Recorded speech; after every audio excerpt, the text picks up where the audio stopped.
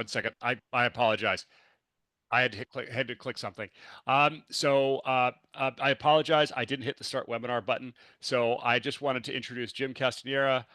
Thank you guys for coming. I am Blake Cabot. I am the owner of Career Learning, and I am obviously still learning how to use this Zoom thing. So with apologies, Jim, why don't you make that intro again, and I will start the poll. Okay, great. So yeah, please everybody fill out the poll because you know how, speaking of diversity, how diverse higher education is.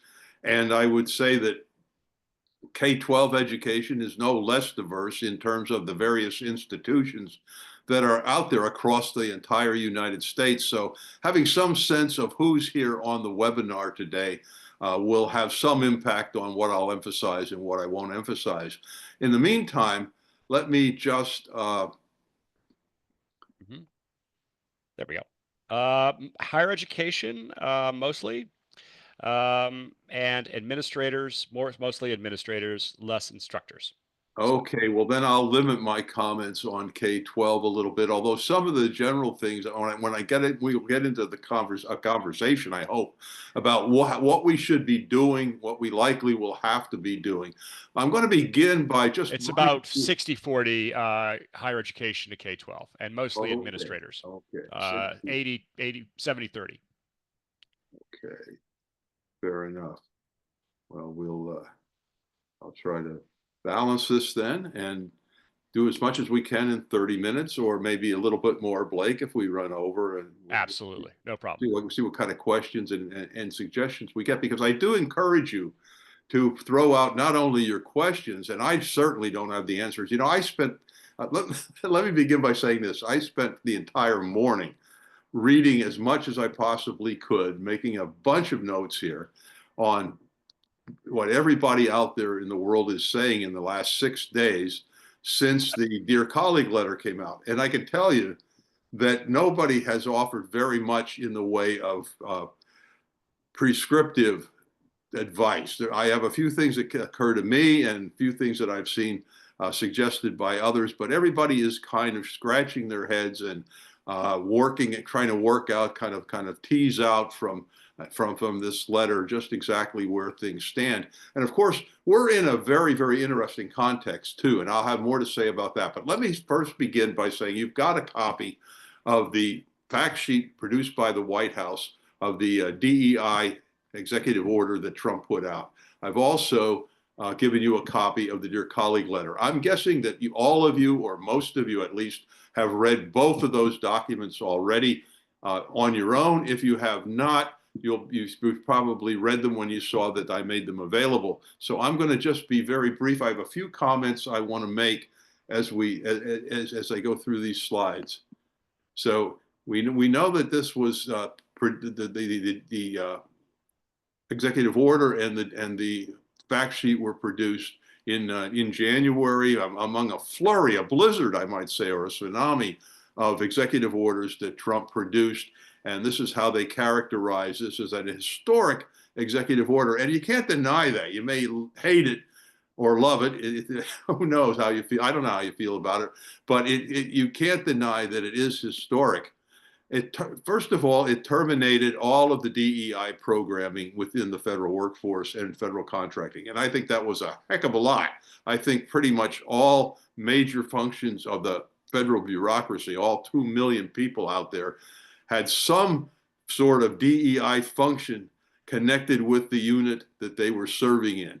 And now, presumably, all of this is gone or imminently going away. It revoked Executive Order 11246. This is talk about historic. 60 years ago, this was signed by President, I believe, it may have even been signed by Kennedy, but I don't think it was. I think it was actually Johnson who ended up signing this executive order. And it's been the rule for government contracting for 60 years. But of course, Supreme Court had no trouble eliminating a 50-year-old precedent, Roe v. Wade. So why would we be surprised that the Trump administration would have no trouble eliminating a 60-year-old order? Not amending it, but eliminating it. The Office of Federal Contract Compliance Programs, well, if they haven't already had some of the DOGE layoffs imposed on them, certainly will, because their mission has really collapsed or contracted now that enforcing 11246 and the affirmative action programs and everything, affirmative action plans, I'm sure all of you have had occasion to have at least touch upon your institution's affirmative action plan. If you are a HR director or the affirmative action officer at your institution, you're probably intimately familiar with that. Those apparently are going to go away unless there is still going to be an affirmative action plan for veterans and the disabled. And interestingly, I think the fact is it's guidance. It's not a regulation. It certainly is not a statute. But you know, when I looked at this statement that it's only guidance, I was reminded. Many of you probably saw the film A Complete Unknown, and I probably wouldn't bring this up if I didn't think that many of you younger people than me, of course, are more familiar with Dylan's Highway 61 album because they've seen A Complete Unknown. And if you haven't seen it, it's a terrific film, I think. But the title song of the album has a line in it where God says to Abraham, I want you to kill your son. And Abe says, man, you got to be putting me on. And God says, no. And Abe says, what? And God says, you can do whatever you want, Abe, but the next time you see me, you better run. And I was reminded of that line because they're saying, well, it's only guidance, but the next time you see us, you better run. This interested me, the part that I highlighted here. Many American schools and universities even encourage segregation by race at graduation ceremonies. I don't know anybody who does. I'd be interested if anybody could tell me today of a school where they're aware that this sort of thing happens. And this is kind of part and parcel of what I think we have to get used to with the Trump administration. And I'm not taking a political stance here at all. I'm just simply suggesting that you're going to have to take into consideration that this administration is going to play some games with the truth. Just this morning, I was listening to a broadcast on the radio, a news broadcast where I think it was NPR, that did an analysis. There was an announcement made by Doge of how much in billions Doge has already saved the American taxpayer. And they got into this in some detail and said, first of all, there were crucial typos in the announcement. And secondly, it was vastly overstated by a factor of about 10, I think. Like 2 million in savings could be identified and taken to the bank, if you will, by NPR. And they were claiming something like 22 billion had already been saved. So we always are going to have to look at things with a little bit of grain of salt. The fact checking that we should always be doing where governments and politics are concerned, we have to definitely be doing with this administration, I think. And I really question some of these claims here, but if I'm wrong, if you know that I'm wrong, I'd love to hear Well, about actually, Nairi says there are some universities that have a separate BIPOC celebration in place of commencement, it. but Is that right? in addition to, not in Oh, place I of. see. Yeah. Okay. There are a few. Okay. Well, I think well, that's interesting. Mhm. Does not have the force and effect of law. And then they go to the most recent Supreme Court decision, the one involving Harvard and North Carolina, and they get into the question of can you use personal essays, and they pretty much say you can't use personal essays. Now that's not exactly what the court said. The court said nothing in this opinion should be construed as prohibiting universities from considering an applicant's discussion of how race has affected his or her life. So I would suggest that here again, it's not a false statement per se, I guess, but it is a statement that is a little bit misleading. It kind of raises the ante where the court kind of left the door open. They kind of try to slam that door if they possibly can. So at any rate, it's an interesting letter. It's got people scratching their heads as well as complaining loudly about its contents in many instances. And it leaves this. This is kind of again the Highway 61 line. When you see me coming, you better run. No later than 14 days. That's the end of this month. We want you to have taken some action. And what action do we want? We want to ensure that your policies are compliant with civil rights laws. We want you to cease all efforts, basically, with respect to DEI, or at least where race is concerned, and cease reliance on third parties that are related to any kind of consulting or what have you on DEI. I would suggest to you that what we're getting here is a, despite the fact that I've seen many articles just this morning of people looking at the DEI question and the their colleague letter, and as I said, scratching their head, saying it's confusing, it's internally contradictory, blah, blah, blah. I think the message is absolutely clear that this administration wants all policy to be race neutral. And I would suggest to you also that even though I see some disparity, for example, between the Supreme Court's Harvard and North Carolina decisions and that little door that they, or window that they left open a crack, and what the dear colleague letter says about student essays and that sort of data, I would say that the Supreme Court, the majority in the Supreme Court, likewise, is hard over in favor of race neutral policies. If we take anything away, I think, from today and this program, I feel that I could say with some level of certainty that that is where the administration stands. I think that's where the Supreme Court stands. And so whatever solutions we want to have, I'm sure there are schools that are more and some that are less committed to DEI. There may be some schools that have welcomed this change in policy and have been chafing under DEI programs or the cost of DEI programs or what have you. And I'm not asking you to come down on this publicly here one way or the other, but I recognizing the vast, as I said earlier, the vast diversity of institutions in higher education in this country.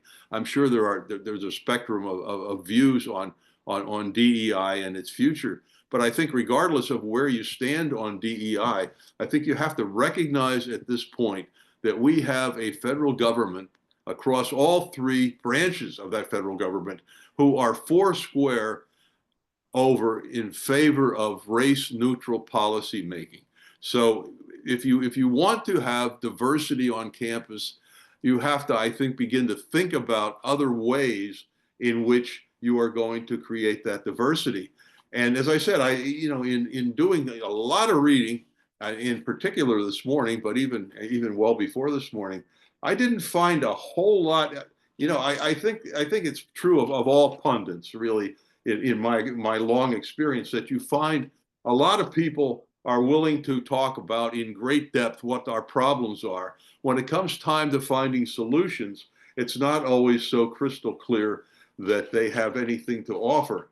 And so I would suggest to you that that's where the emphasis needs to be right now. I don't think we are going to successfully push back the administration's direction as it applies here. And I could go on and on about where we've all been watching, whether with pleasure or consternation, all of the impact that the Doge is having, all of the court cases that are arising, some of those court cases, the court orders being ignored by Doge, and whether we are moving in the direction perhaps of a constitutional crisis here with regarding the separation of powers. I tend to think we are, but that's a little bit beyond maybe it certainly is a background for this half hour that we're spending together, but it is a little bit beyond the scope of the programming here. And I want to suggest to you that what we really need to be thinking about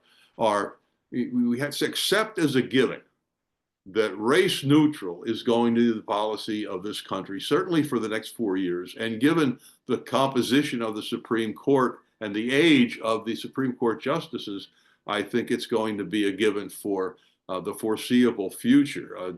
Blake and I were joking about, what can happen in our lifetime. Well, predicting that is requires you to predict your lifetime. But I think for many of us, we're not going to see a dramatic change in direction here, even if the next administration were to be a Democrat administration.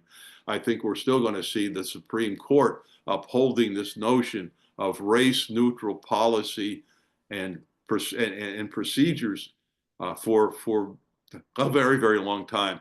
So one of the things that I found that I thought was useful and maybe not rocket science exactly, but certainly something to be considering is to change the titles and the language of your DEI policies. Now, again, there may be some of you out there who for whom DEI is is the heart and soul of your career, of your life, and those words mean a great deal to you. For some of us, maybe we're not quite as wed or bound to that language. And I found, for example, Lake Forest, Illinois School District has rewritten its policy to say that the district espouses the importance of fostering an inclusive environment for all students and staff.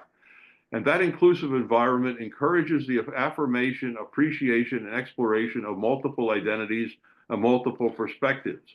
We understand that excellence and exemplary school districts foster a culture of inclusion where the lives and needs of all students are validated, recognized, and appreciated, and are centered in the educational experience provided.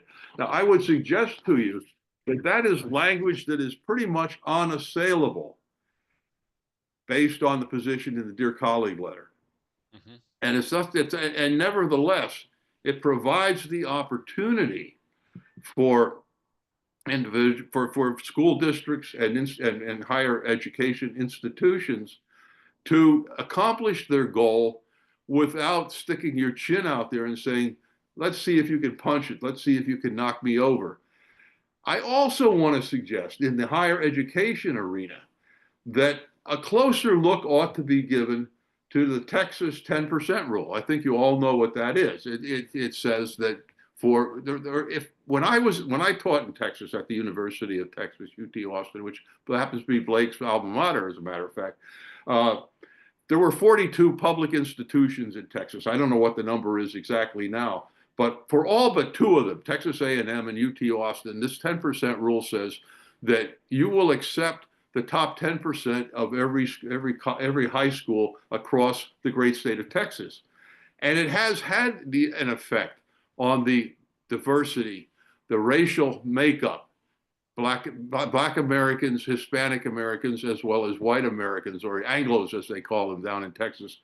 The mix has been substantially affected by that 10% rule. Now, not so much at Texas A&M and UT Austin, where they have a little bit more control over how that number plays out, and they have not been as successful as they might have been, one might have hoped they would have been in these two flagship schools.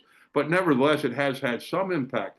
And some of the critics who have looked at it and said, why have they not been more successful, have suggested that better shaping of their recruiting plans would be a helpful way to improve their performance, as well as a more welcoming environment. That recruiting and welcoming environment can make a big difference when you have some kind of a program such as the Texas 10% rule. And remember, just very recently, in a court that was almost the same composition as it is now, in the Fisher case, the Texas 10% rule was approved. In fact, I did a little more research this morning because I got intrigued as I revisited that rule and the Fisher case. How in the world did that ever get enacted in a state like Texas?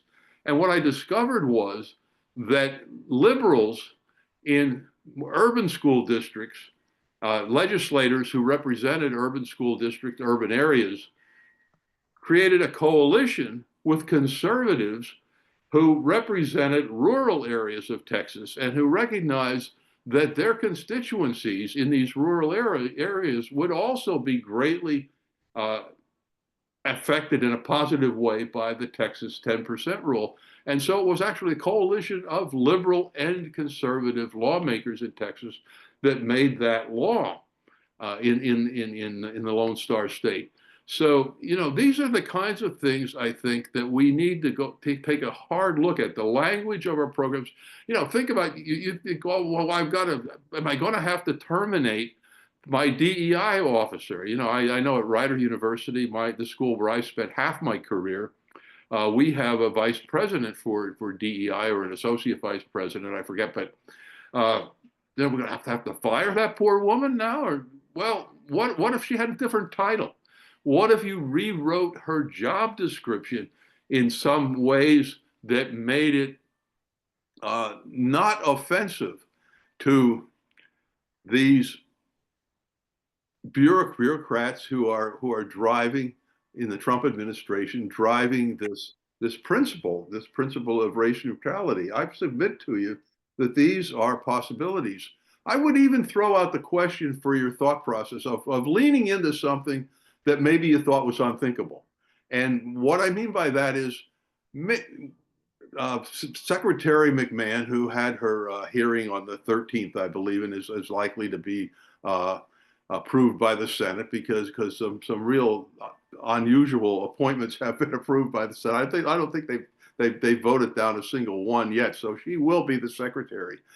And she Trump told her, you know, your job should be to work yourself out of a job. Now, when she was in the hearing room, she talked about moving various pieces of the Department of Education's role, like the IDEA funding started out in Health and Human Services, or Health and Welfare, I think it was called back in that day. Moving it over to Health and Human Services, moving OCR over to the Department of Justice. And I'm going to be honest with you. When I was legal counsel at Rider University, I found OCR to be a consummate pain in the neck. And I have nothing particularly good to say about the DOE's OCR for whatever that's worth to you. But at any rate, she's moving parts and bits and pieces. Maybe we should be in favor of the DOE going away. And I say that because I have felt in my final years at the university the kinds of complaints that we had to deal with, which I thought in many cases were really rather frivolous, took up an enormous amount of limited staff time. And when really what the DOE should be doing well is distributing funds. And last year with FAFSA, they really put that issue into question. And so maybe if the DOE were to be kind of defunct, spread across the various other cabinet level departments with their functions, we would find that this issue of that were those of us who favor DEI and who support it, you know, are kind of, as I say, not only scratching our heads, but wringing our hands, pick your metaphor. But it's possible, it seems to me, that without a Department of Education, this kind of looming oversight, this look out in 14 days, when you see me coming, you better run.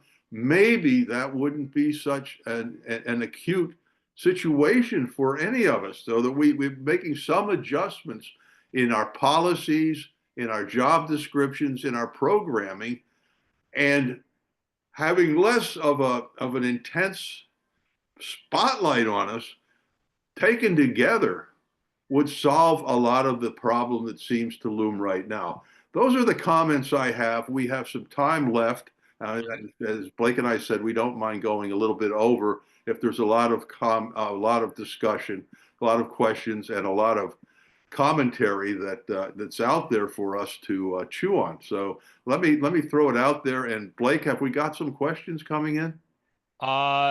Not so far, but anybody will have any questions, please put it in the Q&A or raise your hand and we can let you talk, whatever. Yeah, or a comment. You know, if you know, Castanera, you're full of it. This is why you're wrong. Or I like your idea. And what about this idea? If you've got ideas to share with your colleagues, I'm sure some of you came because you wanted to hear a little bit more about what's actually going on, because you didn't feel maybe you were up to speed. But my guess is most of you are here because you're trying to figure out what solutions. And again, while you're thinking about questions and comments, let me repeat the kind of the heart and soul of my half hour. Oh, we got our first question. Oh, good. Let's hear it. Adam asks, is Title IX and Clery Act training skill likely to be required moving forward for first-time students in higher ed? I wouldn't be surprised if Clery Act it survives just fine. Title IX is going to be, I would, let's talk about Title IX a little bit then. Title IX, way back when, was enacted as part of the Education Act for one reason and one reason only. And that was to give women and girls an opportunity to participate in organized sports in K-12 and higher ed. And it was not until the Obama era that we had, first of all, Obama's well-known speech in which he said we have to stamp out sexual assault, sexual harassment on our college campuses. And we're going to do it through Title IX, and we're going to do it through a series of regulations which makes institutions of higher education police, judge, and jury. And I'm going to submit to you, and I'm going to submit this to you from the standpoint of someone who investigated Title IX cases, some of them pretty ugly ones, who was involved in the appellate process and very close to the process of creating the policy at Rider University. You're a lucky school if you have not been sued, particularly by a student who's been expelled because he was found more likely than not guilty of sexual assault or sexual harassment. It put us in a bind where if you found by a preponderance of the evidence that he was more likely than not to be guilty, you really had no choice but to expel him. And then half the time, one of his parents was a lawyer, but lawyer or not, we ended up getting sued. I think we were ill-prepared and ill-equipped as an institution of education and research to be conducting these kinds of adjudications. And I've written extensively of this. I've talked about the possibility of doing it via arbitrations. And there are a lot of ways of approaching it. But my point is that what we had with Title IX and sexual assault and sexual harassment was really a dramatic departure. Now, it was not outside of the language of the statute. I grant that. And the mission that was posed by President Obama and imposed upon us was a worthy mission. I don't think it worked out very well that way. And I've read a lot of cases which convinced me that that was not the best way to approach the problem. It was a real problem. It needed to be approached, not the best way to have done it. But okay, we've gotten to that point, and now we're in the seesaw situation where we had new regulations imposed by the first Trump administration in which we were told, we could use a different standard of proof if we wanted to. We could allow for cross-examination. In fact, I think that might have been mandated. And I would say, as an attorney of some 40 years of experience, one of the heart and soul of due process is in the litigation process is cross-examination, going all the way back to Sir Thomas More and the Star Chamber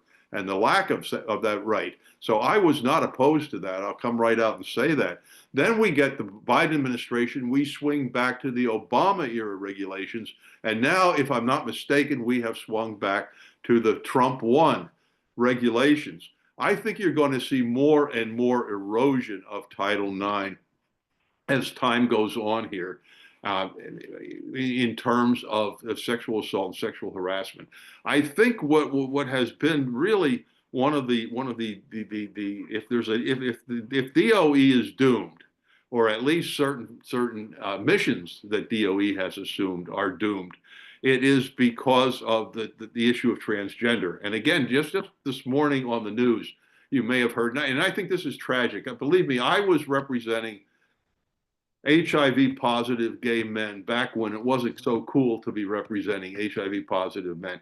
My credentials in the area of transgender and sexual preference and sexual orientation, I think is a pretty strong record.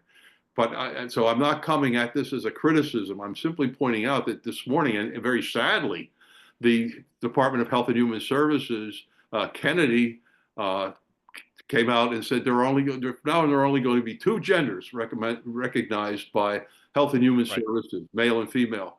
So if there's anything else that the Trump administration is hard over, it's on this transgender issue. And I think that they're wrong, and it's an evil position that they're taking. But the reality is it's going to have a detrimental effect on Title IX in general. So So I don't on know where the training will go on that. our second question, probably our last one, I'm afraid, is from Adam, and he says, "Are preferred first names and preferred pronouns in student information systems, like learning management system, likely to still be something that students can update?" I think that's fine so far. And again, this kind of goes back to the point I made earlier that if it's Health and Human Services that has at this point come out with this transgender policy, this unfortunate transgender policy, and I think and Health and Human Services is not going to be overseeing that option being available or not available in higher education. I don't think that is going to be a focus either of the Department of Education or whatever remains of the Department of Education after the first year or two of the Trump administration. So I would not, at this point in time, if that's an option you're giving students, I wouldn't take that option away. I don't think you're running any risk at this point in time, certainly, in leaving that option in place. Okay, well, thank you very much, Dr. Castanera. We are out of time. This was highly informative. I'm thrilled that you could do this, and I hope you guys enjoyed this discussion. We're going to try to have these on a semi-regular basis, so stay tuned. And we have Dr. Castanera is teaching the ChatGPT certification for higher education on March 3rd, and there's a coupon code out there called Professional 20. And it will be that will be 20% off. So thank you very much, and everybody have a good afternoon. Bye bye.